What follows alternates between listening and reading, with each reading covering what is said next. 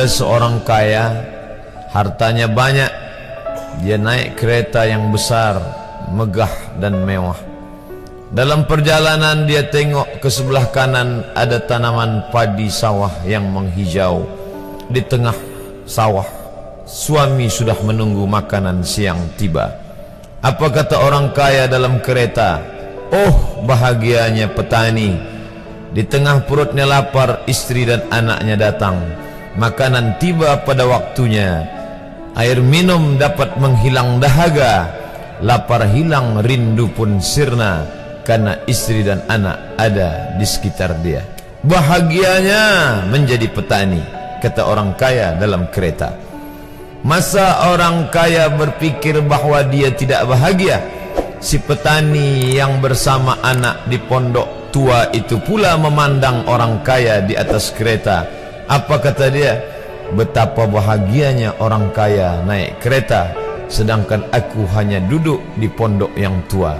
Maka pada hakikatnya manusia ini dua-duanya tak bahagia. Lalu sebenarnya bahagia itu di mana? Ada seorang anak yang sedang belajar di college university. Maka dia berkata, alangkah bahagianya kalau saya dapat BA. Selepas dia dapat ijazah BA, lalu dia berkata, aku tak bahagia. Alangkah indahnya bila dapat master. Manakala dia dapat master, dia berkata, oh, betapa bahagianya kalau dapat PhD.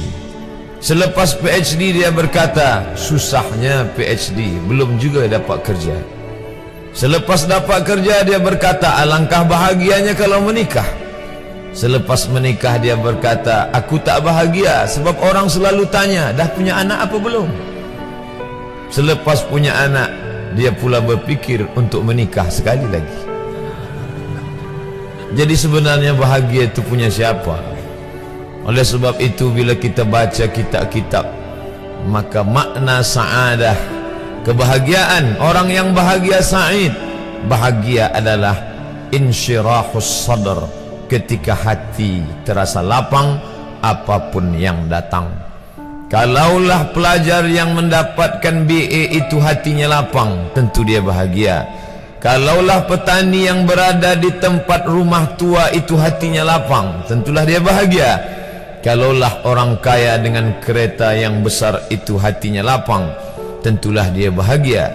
Itulah mengapa Musa alaihi salam di tengah kesusahan hatinya akan melawan ayah angkat bernama Fir'aun, dia minta hati yang lapang. Kita semua baca doa itu, Rabbi syrahli, lapangkan dadaku. Itulah mengapa kakinya pecah berdarah, giginya patah, pelipisnya pecah meneteskan darah, tapi dia tersenyum bahagia kerana hatinya lapang. Allah sudah lapangkan hatinya. Apa kata Allah untuk dia? Alam nashrah laka sadrak. Itu beza Muhammad dengan Musa. Musa meminta, Rabbi shrah li sadri wa yassir li amri wahlul 'uqdatam min lisani yafqahu qawli. Sedang Muhammad tidak meminta, belum meminta, Allah dah bagi pada dia. Apa kata Allah? Alam nashrah laka sadrak wa wada'na anka wizrak alladhi anqadha dhahrak wa rafa'na laka dhikrak. Bila kau dalam keadaan susah, dua kali Allah ulang, fa inna ma'al usri yusra, inna ma'al usri yusra. Hati lapang itulah yang membuat Haji Abdul Malik Karim Amrullah Buya Hamka tersenyum di dalam penjara. Penanya berjalan perlahan tapi pasti, maka keluarlah tafsir Al-Azhar. Hati yang lapang itu juga membuat Said Qutb tersenyum menghadapi tiang gantungan, walaupun dipenjara oleh Gamal Abdul Nasir, tapi sebelum kematiannya sempat pula menulis tafsir Fi Zilalil Quran, di bawah naungan bayang-bayang Al-Quran. Apa kata Said Qutb dalam muqaddimahnya? Al-hayatu fi zilalil Quran ni'mah. Hidup di bawah naungan bayang-bayang Al-Quran itu nikmat.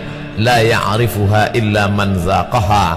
Tidak ada yang boleh mengetahuinya kecuali orang yang pernah merasakannya.